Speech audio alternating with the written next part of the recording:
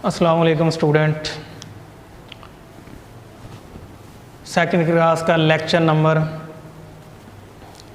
5 हम Coulomb's law को study कर रहे हैं। फर्स्ट 2 लेक्चर में हमने कूलम्स लॉ की स्टेटमेंट्स, मैथमेटिकल फॉर्म, मीडियम का effect, permittivity of the free space, permittivity of the medium, relative permittivity, इसका कॉन्सेप्ट अंडरस्टैंड किया। आज हमारा कूलम्स लॉ का, कूलम फोर्स का, इलेक्ट्रोस्टैटिक फोर्स का लास्ट लेक्चर है, जिसमें हम इसकी वेक्टोरियल फॉर्म को स्टडी करेंगे, वेक्टर फॉर्म कूलम्स लॉ की, और इसकी लिमिटेशन को अंडरस्टैंड करेंगे हम इस लेक्चर के अंदर। तो स्टार्ट करते हैं। हाँ जी, लास्ट आपको बताया था जो कूलम फोर्स होती है किसी मीडियम में हमारे पास वो ये होती है एप्सिलॉन, और ये हमारे पास क्या है, permittivity of the relative permittivity. Relative permittivity का आपको मतलब क्या है, पता ही है कि रिलेटिव परमिटिविटी के वो जो परमिटिविटी ऑफ मीडियम है वो कितने टाइम्स ग्रेटर है permittivity of the free space. तो इसको अच्छी तरह मैंने समझाया था। अब ये जो परमिटिविटी ऑफ रिलेटिव परमिटिविटी है फॉर मेटल ये हमारे पास इन्फिनिट है। तो कूलम फोर्स क्या होगी मेटल्स के लिए, 1/इन्फिनिटी क्या होता है, 0। तो ये इंपॉर्टेंट पॉइंट है, याद रखना है आपने कि कूलम फोर्स जो होती है वो मेटल्स के लिए क्या होती है, 0 होती है, क्योंकि उनकी रिलेटिव परमिटिविटी क्या होती है, इन्फिनिट होती है। इसलिए कूलम फोर्स क्या हो जाती है हमारे पास, 0 हो जाती है मेटल्स के लिए।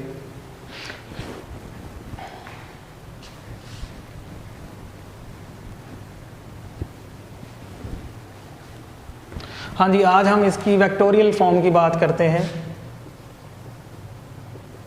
वेक्टोरियल फॉर्म ऑफ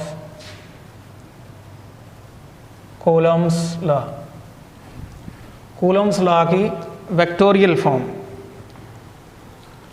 हमारे पास ये पॉइंट चार्ज Q1 है पॉजिटिव, और इनके सेंटर के बिटवीन जो सेपरेशन है वो R है हमारे पास, और ये दूसरा पॉइंट चार्ज है जो कि पॉजिटिव है। हाँ जी, अब ये जो Q1 Q2 है,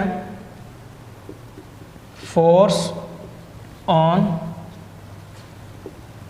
Q1 due to Q2।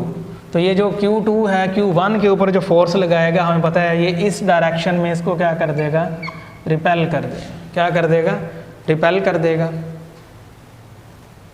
Line joining there centres. और जो Q1 होगा वो Q2 के ऊपर जो फोर्स लगाएगा वो इस डायरेक्शन में उसको क्या कर देगा, रिपेल कर देगा। हाँ जी, अब ये जो फोर्स है on Q1 due to Q2, अब ये कन्वेंशंस ये ली जाती हैं कि जो फोर्स एक्सर्ट करता है, जो फोर्स एक्सर्ट करता है वो बाद में आता है, जिसके ऊपर फोर्स एक्सर्ट हो रही होती है वो पहले आती है। जैसा कि ये फोर्स ऑन Q1, ये Q1 के ऊपर फोर्स लग रही है तो Q1 स्टार्ट में आएगा और Q2 बाद में आएगा। ये कन्वेंशंस ली जाती है कि जो फोर्स एक्सर्ट करता है वो बाद में आता है और जिसके ऊपर एक्सर्ट हो रही होती है वो पहले आता है। इसी तरह अब इधर अगर हम Q1 की फोर्स जो वो Q2 के ऊपर एक्सर्ट कर रहा है उसको देखें तो ये क्या होगा, 2-1। क्या होगा, 2-1। और मैंने बताया था ये हमेशा क्या होगी, line joining there centre, line joining there centre, line joining there centre. अब अगर हम इसके बात करें, अब इसी तरह अगर हमारे वो पॉइंट चार्जेस क्या हैं, अपोजिट हैं, पॉइंट चार्जेस हमारे पास क्या हैं, अपोजिट हैं। तो ये जो Q1 होगा इस डायरेक्शन में इसके ऊपर फोर्स एक्सर्ट करेगा, ये इनके बिटवीन क्या होगा, सेपरेशन R, और Q2 इस डायरेक्शन में इसके ऊपर क्या करेगा, फोर्स एक्सर्ट करेगा। अब ये जो फोर्स एक्सर्ट कर रहा है ये क्या होगी, जो Q1 एक्सर्ट कर रहा है ये 2-1 होगी, और जो Q2 कर रहा है ये क्या होगी, 1-2 होगी। ये अपोजिट चार्जेस के लिए हैं, यानी जब हमारे पास अपोजिट चार्जेस हों, जो Q1 Q2 पे फोर्स अप्लाई कर रहा है वो क्या होगी, F21, जैसा कि यहाँ पे भी हमें नज़र आ रहा है, और जो Q2 Q1 पे अप्लाई कर रहा है वो क्या है, F12। और इसी तरह देखें जो Q2 Q1 पे एक्सर्ट कर रहा है वो क्या है, F12। यानी कन्वेंशन आपने याद रखना है कि जो जिधर से फोर्स अप्लाई होनी है वो बाद में लिखा जाएगा और जिसके ऊपर अप्लाई हो रही है वो पहले लिखा जाएगा। ये कन्वेंशंस ली जाती हैं, यानी फिजिस्ट ने ये कन्वेंशंस ली है, कूलम्स ने ये कन्वेंशंस ली है कि जो फोर्स एक्सर्ट करेगा वो पहले लिखा जाएगा, बाद में लिखा जाएगा, और जिसके ऊपर एक्सर्ट हो रही है वो पहले लिखा जाएगा।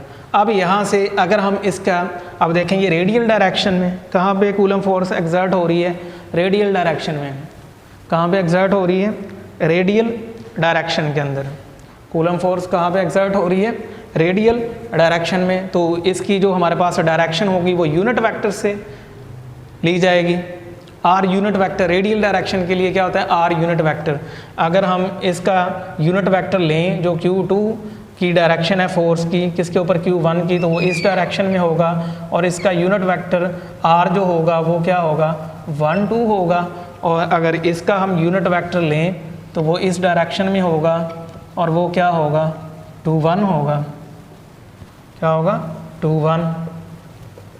और इसी तरह अगर इस Q1 का हम यूनिट वेक्टर लें तो वो क्या होगा, इस डायरेक्शन में R 2 1, और इसका लें Q2 का तो वो इस डायरेक्शन में होगा R 1 2।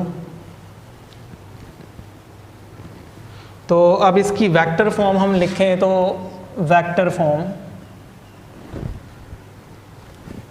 फॉर्म तो हमारे पास जो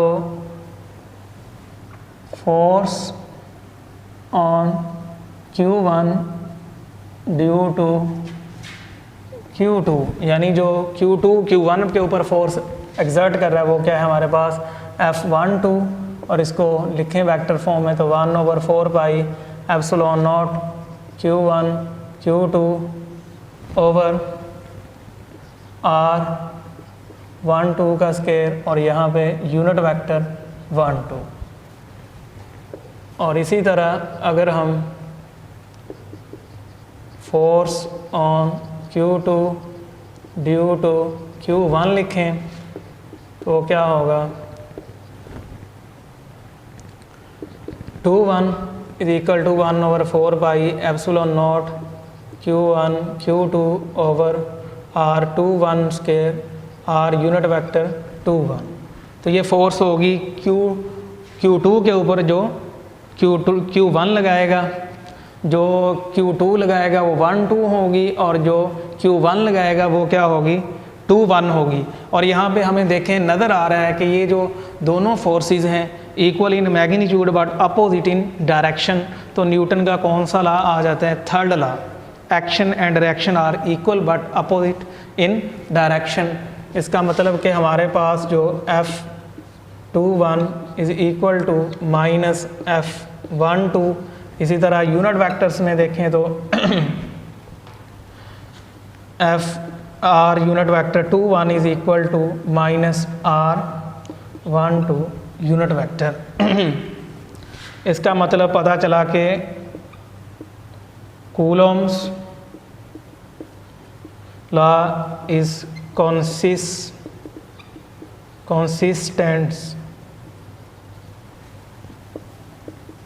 with Newton third law of motion के जो सिमिलर है, यानी फॉलो करता है कूलम्स लॉ न्यूटन के किस लॉ को, थर्ड लॉ को। क्योंकि हमारे पास यहाँ पे जो फोर्सेस हैं वो equal in magnitude but opposite in direction है। दोनों चार्जेस की जो फोर्सेस हैं वो equal in magnitude but opposite in direction है। तो ये फॉलो करता है किसको, न्यूटन के थर्ड लॉ को। ये भी बहुत इंपॉर्टेंट पॉइंट था। अब देखें, आपको पता है यूनिट वेक्टर, अगर यूनिट वेक्टर की बात करें तो यूनिट वेक्टर हमारा किसके इक्वल होता है, यूनिट वेक्टर आपको पता है vector over its magnitude.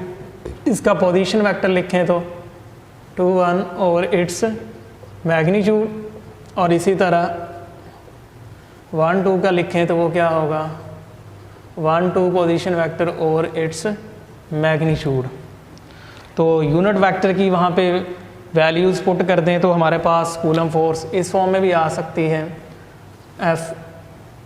F12 is equal to 1/4 pi epsilon naught Q1 Q2 over अब देखें जब वैल्यू पुट करेंगे आर यूनिट वेक्टर की तो नीचे क्या हो जाएगा, r12 का क्यूब हो जाएगा और इधर क्या आ जाएगा, r12 पोजीशन वेक्टर, इस तरह आ जाएगी।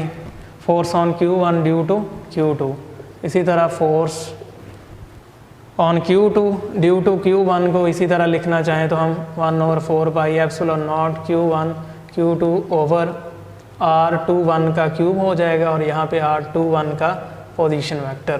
तो इस फॉर्म में भी, यानी ये R क्यूब में भी हो सकती है, तो वहाँ वो वेक्टर फॉर्म में लिखी हो आपको मिलेगी, वेक्टर फॉर्म के अंदर याद रखना है, आर क्यूब के अंदर जब लिखी होगी तो वेक्टर फॉर्म में, तो ऐसे भी पूछ लिया जाता है। तो ये हमारे पास वेक्टोरियल फॉर्म है किसकी, कूलम्स फोर्स की।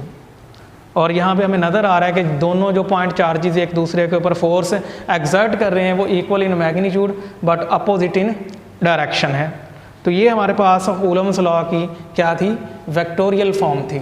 अब लास्ट में हम देखते हैं जी limitations of Coulomb's law. Limitations of Coulomb's law,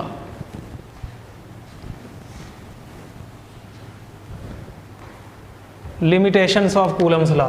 हाँ जी, जो सबसे पहले इसकी लिमिटेशन है कूलम्स लॉ की वो ये है हमारे पास कि ये जो कूलम्स लॉ है ये सिर्फ एप्लीकेबल है स्टैटिक चार्जेस के लिए।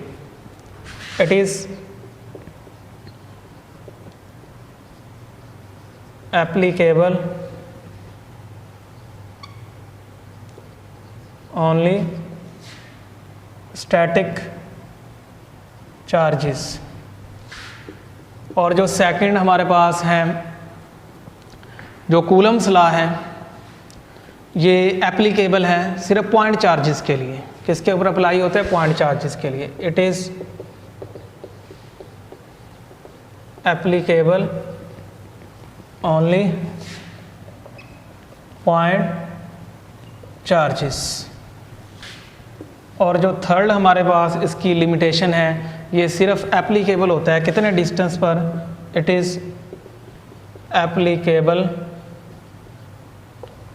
ओनली अ डिस्टेंस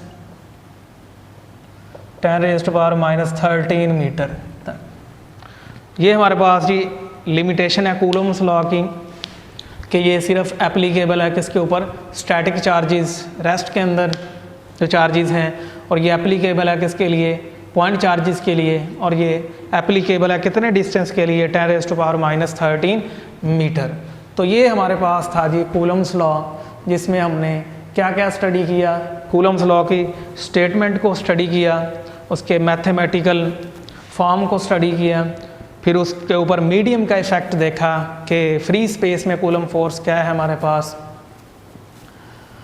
और फिर किसी भी मीडियम के अंदर कूलम फोर्स क्या है, और फिर रिलेटिव परमिटिविटी क्या होती है, परमिटिविटी किसे कहते हैं। उसके बाद हमने वेक्टोरियल फॉर्म देखी कूलम्स लॉ की, वेक्टर फॉर्म में लिख के देखा कूलम्स फोर्स को। फिर ये देखा कि कूलम फोर्स किसको फॉलो करता है, न्यूटन के थर्ड लॉ ऑफ मोशन को फॉलो करता है, क्योंकि इसमें जो फोर्सेस होती हैं चार्जेस की वो इक्वल इन मैग्नीट्यूड होती हैं बट अपोजिट इन डायरेक्शंस होती हैं।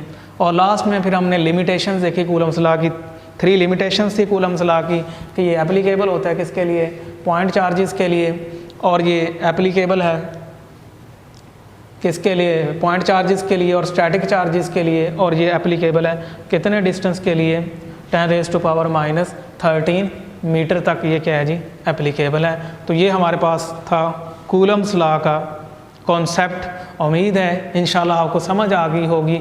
इन पॉइंट्स को अच्छी तरह आपने रीड आउट करना है और नोट करना है। तो ये हमारे पास था जी कूलम्स लॉ। नेक्स्ट लेक्चर के लिए इजाज़त दीजिए। अल्लाह हाफिज़।